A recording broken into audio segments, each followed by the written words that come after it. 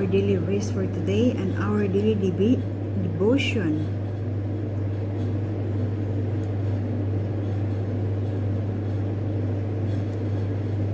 Philippians chapter 4 verse 6 to 7. Do not be anxious about anything, but in every situation by prayer and petition, with thanksgiving, present your request to God, and the peace of God, which transcends all understanding, will guard your heart and your minds in Christ Jesus.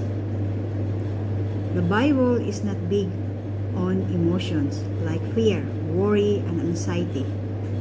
Typically, it counsels that we should refrain from having them. Typically, it commands that we should refrain from having them.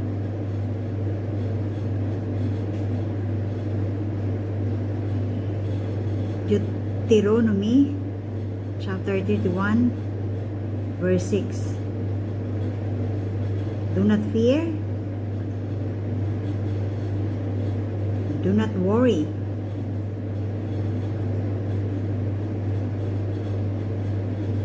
And today's verse, do not anxious, are just three of many examples that would be cited. When you look up some dictionary definition of anxious and see the descriptions like mental distress, greatly worried, painful, suspense, and extreme.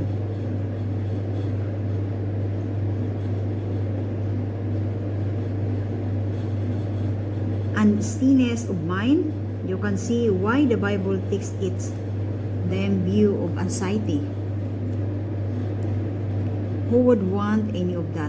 Being anxious is the exact opposite of an emotion the Bible often encourages. Place in John chapter 14 verse 27. Jesus does not say he's going to the Father and leaving us with anxiety. Rather, he says he is leaving us with peace.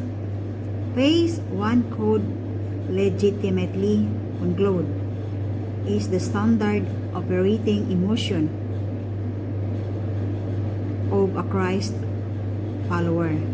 Anxiety, however, is not so easily avoided. Everyone, Christ follower or not, has bouts of anxiety.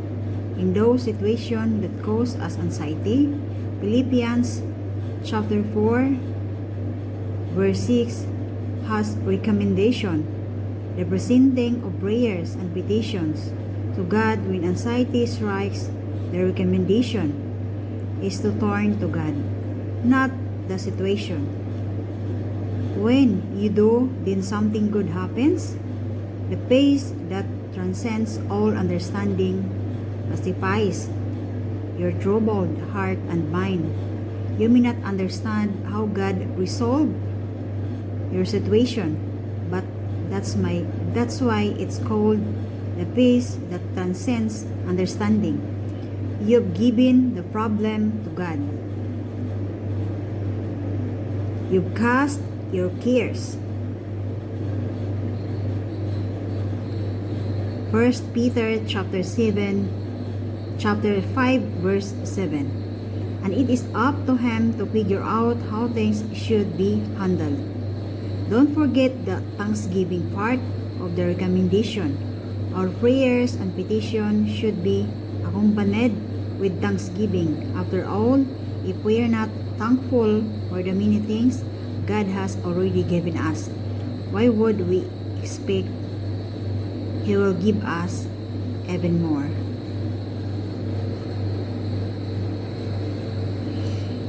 Our verse for daily light unto the daily path. Mark chapter 6 verse 30. The apostles gathered together with Jesus, and they reported to him all they had done and taught.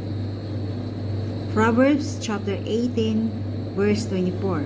A man of too many friends comes to ruin, but there is a friend who sticks closer than a brother. Exodus chapter 33 verse 11. Thus the Lord used to speak to Moses face to face, just as a man speaks to his friend. When Moses returned to the camp, his servant Joshua, the son of Nun, a young man, would not depart from the tent. John chapter 15 verse 14 to 15. You are my friends if you do what I command you. No longer do I call you slaves, for the slave does not know what his master is doing, but I have called you friends, for all things that I have heard from my Father I have made known to you. Luke chapter 17 verse 10. So you too, when you do all the things which are commanded you, see, we are unworthy slaves, and we have done only that which we ought to have done. Romans chapter 8 verse 15. For you have not received a spirit of slavery leading to fear again, but you have received a spirit of adoption as sons, by which we cry out, Abba, Father. Philippians chapter 4 verse 6. Be anxious for nothing, but in everything by prayer and supplication with thanksgiving, let your request be made known to God. Proverbs chapter 15 verse 8. The sacrifice of the wicked is an abomination to the Lord, but the prayer of the upright is his delight. May our God bless our reading for today and our verse, our daily fat and our daily light. God bless us all, and thank you for listening. Don't forget to read the Bible every day, and don't forget to listen the gospel every day.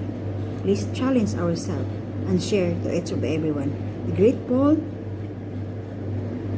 be thankful, keep safe and be healthy. God bless us all.